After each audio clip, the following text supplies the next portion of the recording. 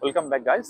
আসলে আমি যেটা বলতে চাচ্ছিলাম যে একজন অশিক্ষিত সামাজিক ব্যাধির মূল কারণগুলো একটি, একজন অশিক্ষিত মানুষ সঠিক ভুল ধারণা পার্থক্য করতে পারে না, ফলে তারা সহজেই নানা ধরনের কুসংস্কার বিশ্বাস করে, যেমন ভূত প্রেতের ভয়, ওজার মাধ্যমে চিকিৎসা, বাল্যবিবাহ ইত্যাদি কুসংস্কার। দারিদ্র ও বেকারত্ব, এটা বাংলাদেশের জন্য খুবই ইম্পর্টেন্ট, যেটা অন্য অন্য দেশে খুবই কম। দারিদ্র মানুষের জীবনকে দুর্বিষহ করতে তোলে। যখন মৌলিক চাহিদাগুলো পূরণ হয় না, তখন মানুষ কুসংস্কার বা অপরাধের দিকে ধাবিত হয়। বেকার যুবক সমাজ মাদকাসক্তি হয়, চাঁদাবাজি বেড়ে যায়, জঙ্গিবাদী ইত্যাদির সঙ্গে যুক্ত হয়ে পড়ে, যা সমাজে সামাজিক ব্যাধি হিসেবে সৃষ্টি করে। এটা খুব মানে আমি কি বলবো আসলে, এটা এটা খুব বাস্তব ধর্মী একটা জিনিস। এখন আসি আমরা যে এর পরে পরে লোকজন যে ব্যাপারগুলোতে মশগুল হয়ে যায়, তা হচ্ছে ধর্মীয় অপব্যাখ্যা। কিছু লোক ধর্মকে ভুলভাবে ব্যাখ্যা করে মানুষকে বিভ্রান্ত করে। এর ফলে সমাজে নারীর প্রতি বৈষম্য, কুশিক্ষা, অসংস্কৃত ইত্যাদি সৃষ্টি হয়। ধর্মের নামে বাড়াবাড়ি, গোঁড়ামি সমাজে কুসংস্কার ছড়িয়ে দেয়।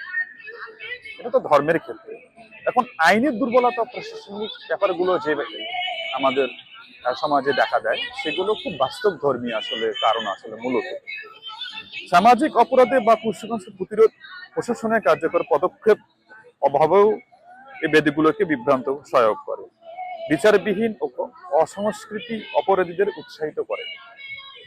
যে সমাজে আসলে বিচার বিভাগ আলাদা নয়, যে দেশে বিচার বিভাগ আলাদা নয়, থাইল্যান্ডে যেমন আপনি কমিশনার হন, ডক্টর হন, মিনিস্টারের ছেলে হন, ডন কেয়ার, আপনি অপরাধ করলে আপনাকে শাস্তি পেতেই হবে, সেটা আপনি যেই কর্ণ হন না কেন।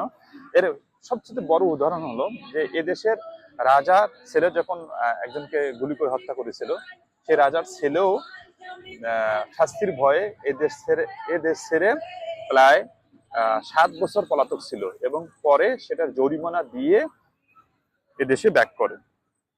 এটা হচ্ছে আমাদের দেশ আর এবং থাইল্যান্ডের মানে তারতম্যটা আপনাদেরকে বললাম।